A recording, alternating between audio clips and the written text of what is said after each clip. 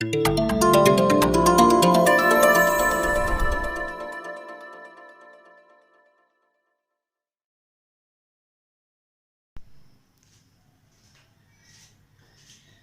My dear student, आपके अपने YouTube channel global science IQ में आप सभी लोगों का मैं हार्दिक स्वागत करती हूँ। इसी के साथ साथ आप सभी लोगों को गुड इवनिंग।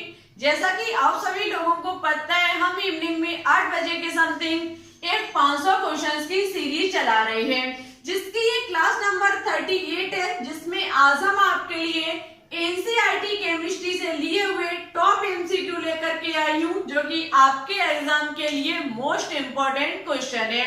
तो आप सभी लोग आज की क्लास को बिल्कुल भी स्किप मत करना, अंत तक देखना।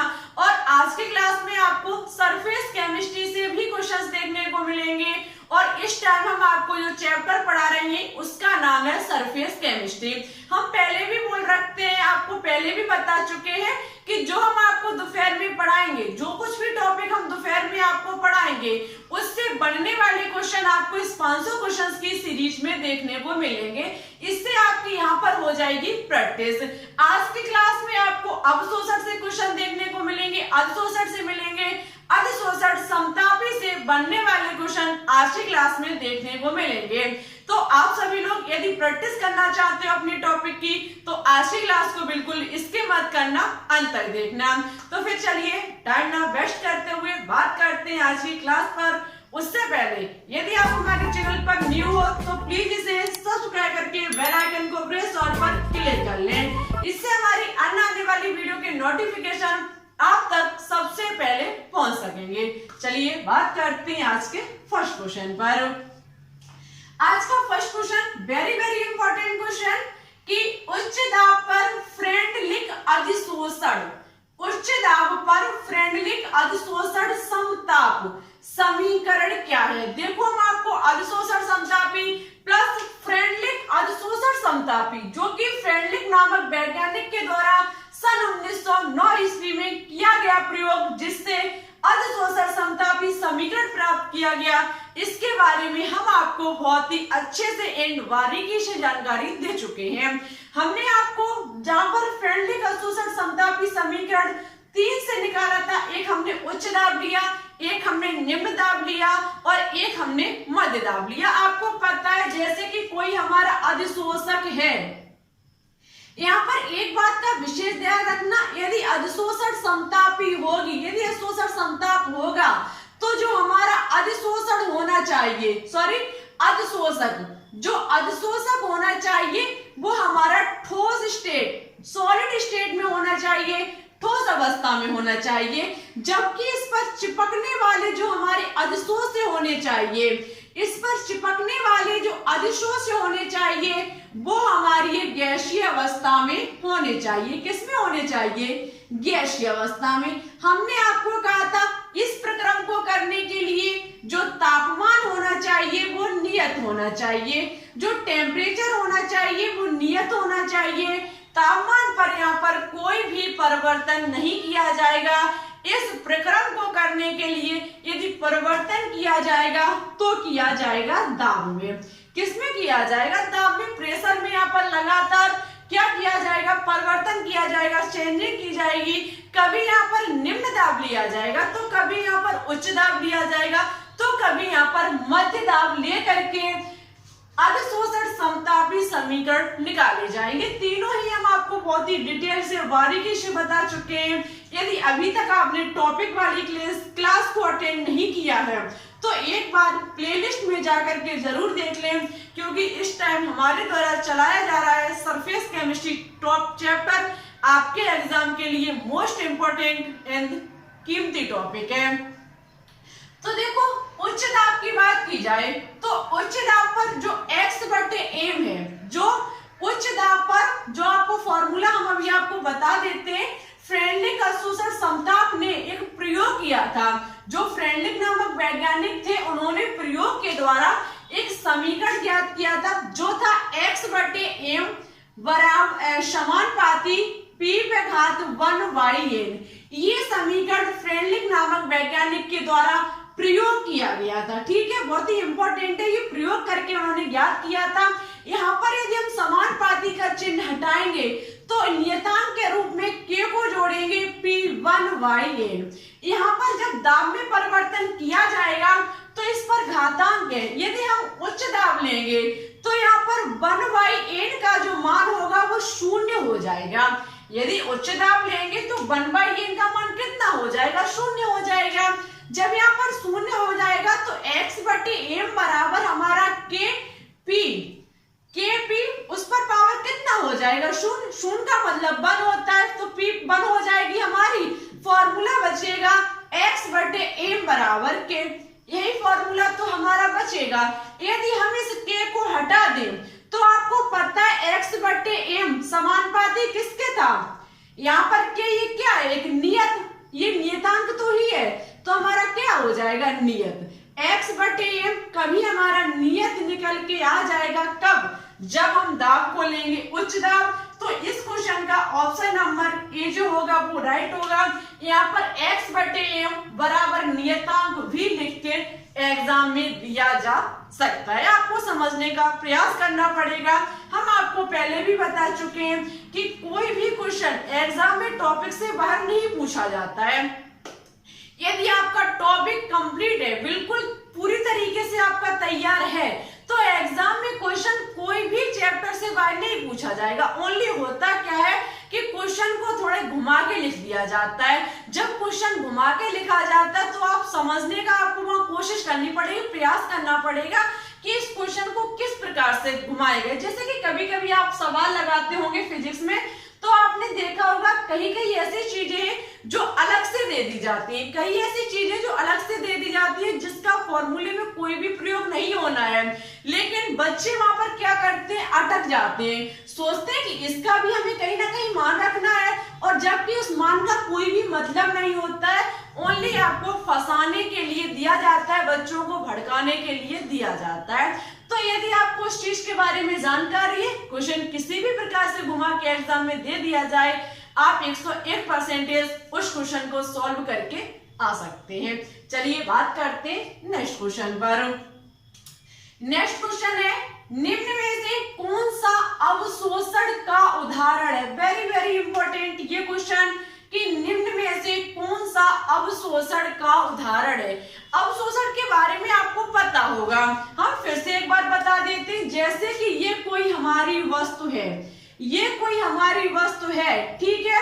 इसके ऊपर यदि इसकी सतह पर कोई चीज आकर के चिपकती है, इसकी सतह पर आकर के कोई चीज इसकी पृष्ठ पर आकर के चिपकती है, तो उस पदार्थ का होने वाला जो प्रक्रम होगा उसको कहा जाएगा अधिशोषण।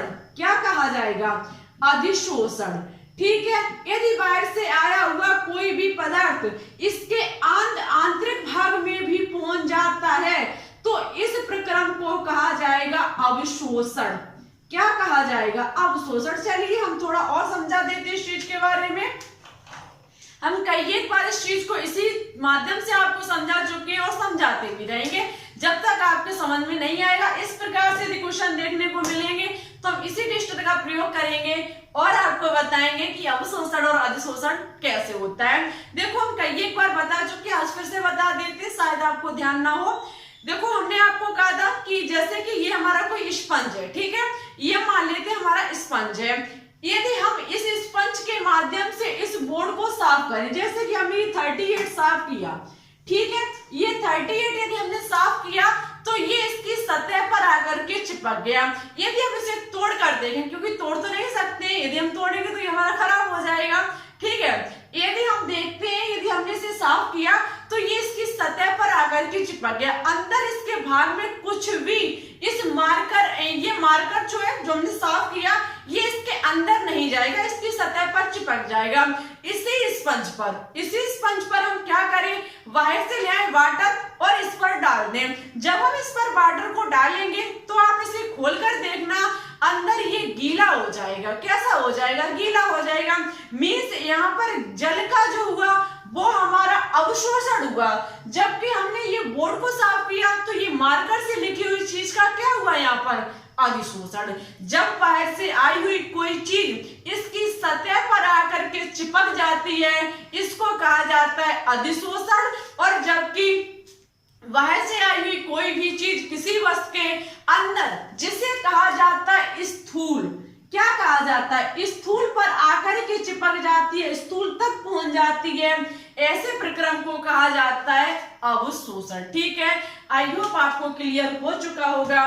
मन में किसी भी प्रकार की शंका हो, किसी भी प्रकार का डाउट हो, कमेंट बॉक्स में लिख देना, हम आपको नेक्स्ट क्लास में समझाने की पूरी कोशिश करेंगे। चलिए बात करते हैं, हाँ इस पर अभी ये क्वेश्चन अधूरा है हमारा, निम्न में से कौन सा अवशोषण का उदाहरण है। अवशोषण आप ऑप्शन से पता लगा सकते हैं, यहाँ पर जो कैल्शियम क्लोराइड पर जल, कैल्शियम क्लोराइड पर यदि हम जल को डालेंगे तो वो इसके स्थूल भाग में पहुंच जाएगी। कहाँ पहुंच जाएगी, उसके अंदर भाग में, स्थूल भाग में पहुंच जाएगी। इसलिए कैल्शियम क्लोराइड पर जल, जल का यहाँ पर क्या होगा, अवशोषण। ठीक है, ऑप्शन नंबर बी जो होगा वो इस क्वेश्चन का राइट आंसर होगा।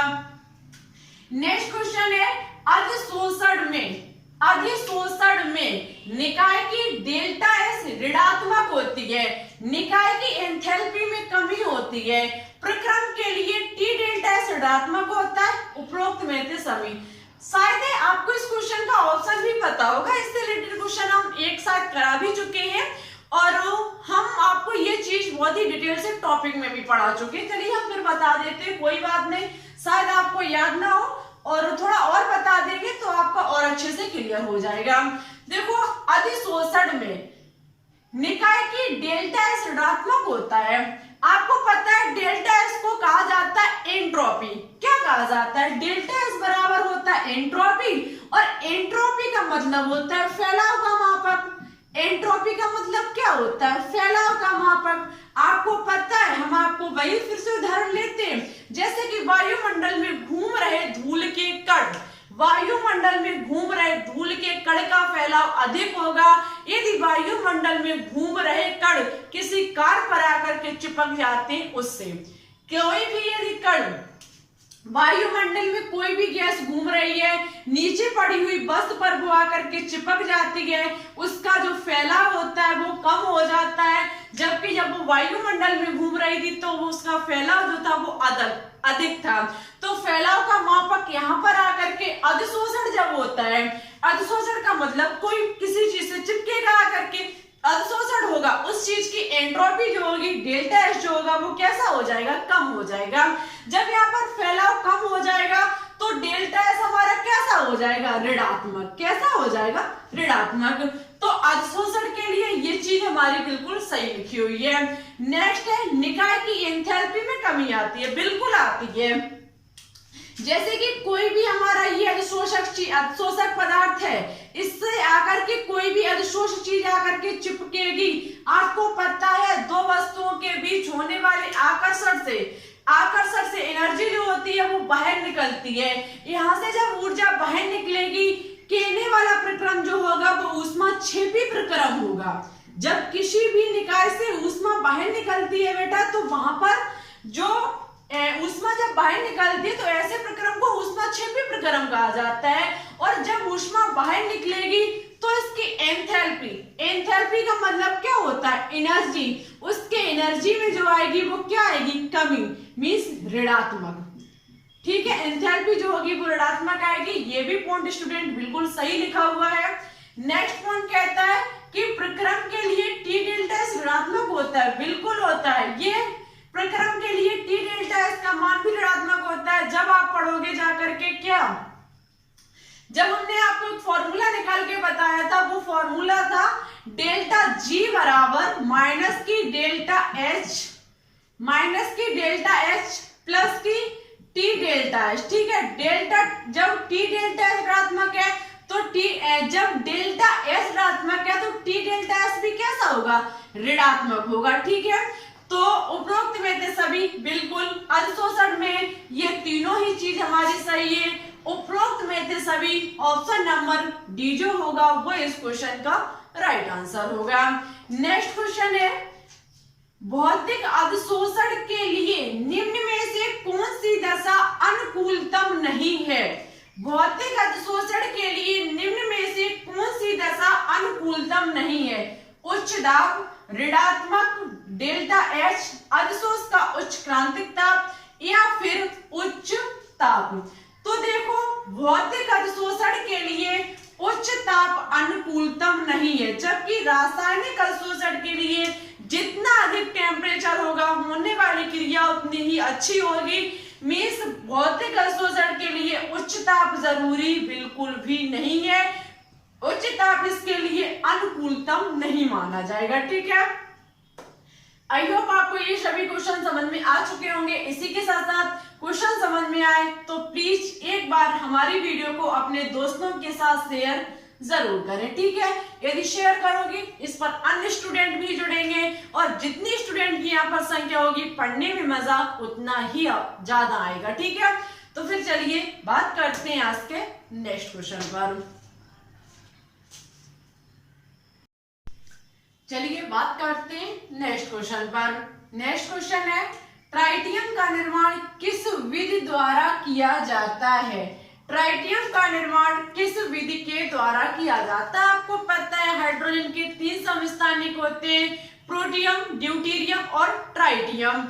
आपका जो फर्स्ट है समस्थानिक होता है वो 1H1, सेकंड होता है 1H2 और थर्ड होता है 1H3। समस्थानिक आपको पता होगा समस्थानिक के बारे में, जिनके परमाणु क्रमांक तो समान होते हैं लेकिन परमाणु भार जिन्हें कहा जाता है द्रव्यमान संख्या वो भिन्न भिन्न होती है, इनको क्या कहा जाता है? समस्थानिक। ठीक है, तो ये हमारा ट्राइटियम जो है वो हाइड्रोजन का तीसरा समस्थानिक है। हाइड्रोजन का तीसरा समस्थानिक 1H3 ट्राइटियम, उसका निर्माण किस विधि के द्वारा किया जाता है? गोल्ड-हेबर विधि, ओलिफेंट विधि, एवा विधि दोनों या फिर इनमें से कोई नहीं। तो याद रखना ट्राइटियम का जो निर्माण है वो गोल्ड-हेबर विधि और ओलिफेंट विधि दोनों के द्वारा किया जाता है। ठीक है, गोल्ड-हेबर विधि, ओलिफेंट विधि दोनों के द्वारा ट्राइटियम का निर्माण किया जाता है। ऑप्शन नंबर सी जो होगा वो इस क्वेश्चन का राइट आंसर होगा। नेक्स्ट क्वेश्चन है, Cu2O निम्न में से है, Cu2O निम्न में से है काला copper oxide, copper second oxide, cupric oxide, लाल कॉपर ऑक्साइड। इसका आंसर आपको हमारे कमेंट बॉक्स में देना होगा। निम्न में से कौन सा आंसर राइट होगा आपको हमारे कमेंट बॉक्स में कमेंट करके बताना होगा। नेक्स्ट क्वेश्चन है, निम्न में से कौन सा कथन सही है? निम्न में से कौन सा कथन सही है? रासायनिक शोषण उत्क्रमणीय प्रक्रिया है, बिल्कुल ये पॉइंट हमारा गलत है। रासायनिक शोषण एक अनुत्क्रमणीय प्रक्रिया है जिसमें यदि कोई भी अधिशोष से आकर के चिपक गया तो उसे हम अलग नहीं कर सकते। ठीक है, रासायनिक जो हमारा रासायनिक शोषण है उसमें क्या होता है कि कोई भी यदि अधिशोषक पर अधिशोष से आकर के चिपक गया, जैसे कि हमारी एल्यूमिनियम है उस पर आकर के ऑक्सीजन चिपक गई तो हमारा बन जाएगा Al2O3, हम इसको अलग नहीं कर पाएंगे।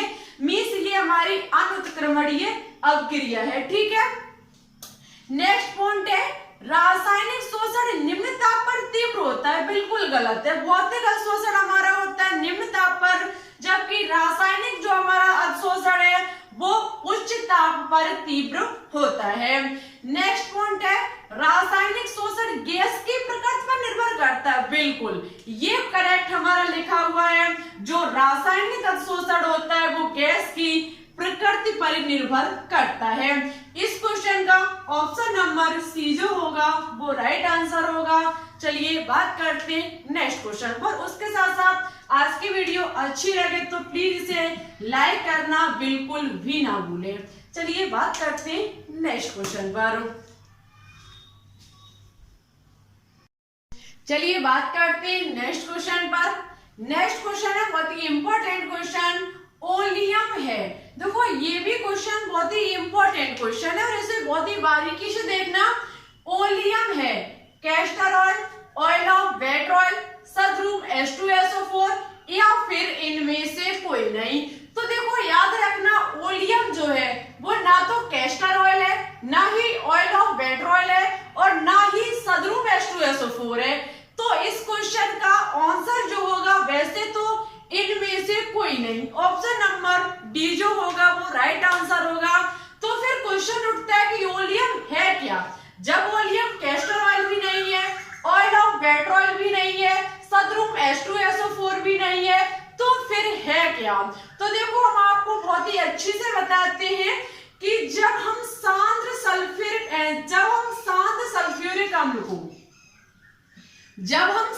सल्फ्यूरिक अम्ल को सल्फर ट्राइऑक्साइड के साथ क्रिया कराते हैं तब मुझे एक यौगिक प्राप्त होता है जो कि होता है H2O7। जब हम सांद्र सल्फ्यूरिक अम्ल की क्रिया SO3 के साथ कराते हैं तब एक यौगिक प्राप्त होता है जिसका नाम है H2O7, जिसका केमिकल नाम होता है ओलियम। इसको ही कहा जाता है ओलियम। ठीक है, आपका जो ओलियम होता है वो H2O7 होता है। ना ही ये कैस्टर ऑयल है, ना ही ये ऑयल ऑफ पेट्रोल है, ना ही ये सदरुम H2SO4 है, ये है हमारा H2O7। ठीक है, इंपॉर्टेंट क्वेश्चन है। ओलियम से बहुत सारे क्वेश्चंस बनके तैयार होते हैं। आप इसे इस चीज से ही कोशिश करना सीखने की। कभी कभी क्वेश्चन पूछ लिया जाता है कि H2SO4 की क्रिया SO3 के साथ कराई जाती है तो निम्न में से कौन सा उत्पाद के रूप में हमें प्राप्त होता है। तो जो हमें प्राप्त होता है वो हमारा ओलियम होता है। ठीक है, क्या होता है, ओलियम होता है। चलिए बात करते हैं नेक्स्ट क्वेश्चन पर। नेक्स्ट क्वेश्चन है, निम्न में से किस हाइड्राइड का क्वथनांक सबसे कम है। निम्न में से किस हाइड्राइड का क्वथनांक सबसे कम है। H2O का, H2S का, H2Se का या फिर H2Te का। तो याद रखना सबसे कम जो क्वथनांक होगा वो H2S का होगा। इनमें से सबसे कम हाइड्राइड वाला जो यौगिक है जिसका क्वथनांक कम है वो हमारा H2S होगा। जिसकी क्वथनांक की बात की जाए इसका क्वथनांक होता है 213 केल्विन। 213 केल्विन इसका क्वथनांक होता है। जबकि इनमें से सर्वाधिक की बात की जाए सबसे अधिक किसका होगा तो जल का होगा। जल का यहाँ पर क्वथनांक 373 केल्विन होगा। 373 कितना होगा, 373 केल्विन। ठीक है, सबसे कम हाइड्राइड जिसका होगा क्वथनांक वो H2S का होगा।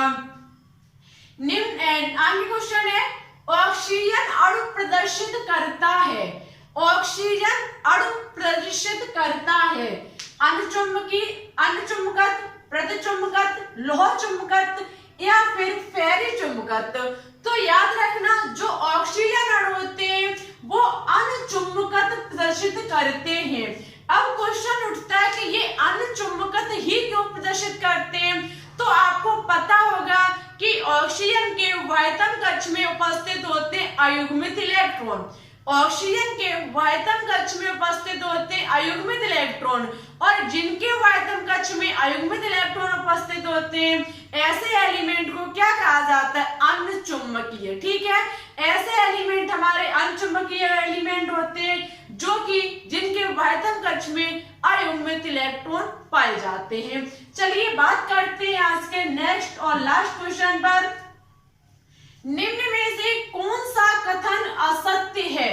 निम्न में से कौन सा कथन असत्य है। C60 कार्बन का एक परमाणु है। बिल्कुल ये कथन तो हमारा सत्य है कि C60 जो कि फ्लोरीन होता है वो हमारा एक कार्बन का परमाणु होता है। तो ये तो ऑप्शन हमारा राइट नहीं होगा। नेक्स्ट है O3 ऑक्सीजन का एक अपरूप है। बिल्कुल करेक्ट बात है। O3 जिसे ओजोन कहा जाता है ये एक हमारा ऑक्सीजन का अपरूप होता है। ठीक है, नेक्स्ट है C8 सल्फर का केवल एक अपरूप होता है। तो देखो ये कथन जो होगा वो गलत होगा, असत्य होगा, लेकिन ये ऑप्शन जो होगा वो राइट होगा। जो S8 सल्फर होता है ये हमारा केवल एक अपरूप नहीं होता है, इसके 3 अपरूप आपको सामने दिख रहे होंगे। एक होता है विषम लंबा एकाक्षी गंधक, दूसरा होता है एकंताक्ष गंधक और तीसरा होता है प्लास्टर गंधक। गंधक का मतलब समझते हो? गंधक का नाम सल्फर का दूसरा नाम होता है गंधक। सल्फर को हम गंधक भी कह सकते हैं। ये सल्फर के 3 अपर रूप विषम लंबाक्ष गंधक, एकंताक्ष गंधक और प्लास्टर गंधक। ठीक है, तो C8 सल्फर का केवल एक अपर रूप नहीं होता है। नेक्स्ट है वायु में लाल फास्फोरस सफेद फास्फोरस से अधिक स्थायी है, तो बिल्कुल लाल फास्फोरस जो है वो वायु में सफेद फास्फोरस से अधिक स्थायी है। ठीक है, तो इस क्वेश्चन का ऑप्शन नंबर सी जो होगा वो राइट आंसर होगा, लेकिन कथन जो होगा वो असत्य होगा। तो आज के लिए बस इतना ही। आज की क्लास आपको कैसी लगी कमेंट बॉक्स में कमेंट करके जरूर बताएं। सबसे पहले जो हमने पिछली क्लास में एक क्वेश्चन होमवर्क में दिया था उसका आंसर किन किन स्टूडेंट ने राइट दिया, सबसे पहले हम उनके नाम लेते हैं। नाम है सीता जाट, अनुराधा मौर्य, हिमांशी, अर्जुन वर्मा, पैथोलॉजी, आरजू शर्मा। इन सभी स्टूडेंट ने बिल्कुल सही और अच्छे से दिया। आप ऐसे ही लगातार कोशिश करते रहिए, आपका 2021 में सिलेक्शन हो करके रहेगा। ठीक है, और साथ ही साथ आपसे एक बात और बोलनी थी कि थोड़ा इस चैनल को सपोर्ट कीजिए, हमारे वीडियो को अपने दोस्तों के साथ शेयर कीजिए, अच्छी लगे तो लाइक कीजिए। चैनल पर न्यू हो तो प्लीज एक बार इसे सब्सक्राइब करके बेल आइकन को प्रेस ऑल पर क्लिक कर लें। इससे हमारी अन्य आने वाली वीडियो के नोटिफिकेशन आप तक आसानी से पहुंच सकेंगे। ठीक है, और एक बार आप सब्सक्राइब करके ओनली ज्यादा नहीं 8 दिन आप पढ़ के देख लीजिए। यदि आपको पढ़ने में अच्छा लगे, हमारा कंटेंट आपको समझ में आए, तो आप सब्सक्राइबर बना रहने देना। कहने का मतलब है आप अपनी तैयारी हमारे चैनल से करना। यदि आपको अच्छा ना लगे तो आप बिल्कुल उसे अनसब्सक्राइब कर सकते हैं। ठीक है, यदि एक बार आप हमारे भरोसे से एक बार हमारे कंटेंट को चेक कर लीजिए, एक बार आप कहने का मतलब है जो कुछ भी हम पढ़ाएं उसे पूरे मन से पढ़ के देख लीजिए। यदि आपको मन में कहीं भी किसी भी प्रकार का डाउट हो, आप कमेंट बॉक्स में लिख देना। यदि हम उसका जवाब ना दें तो आप हमारे चैनल को अनसब्सक्राइब कर देना। ठीक है, तो आज के लिए बस इतना। चलते, वीडियो अच्छी लगे तो लाइक एंड दोस्तों के साथ शेयर करना बिल्कुल भी ना भूलें। चलते, thanks for watching this video. जय हिंद, जय भारत।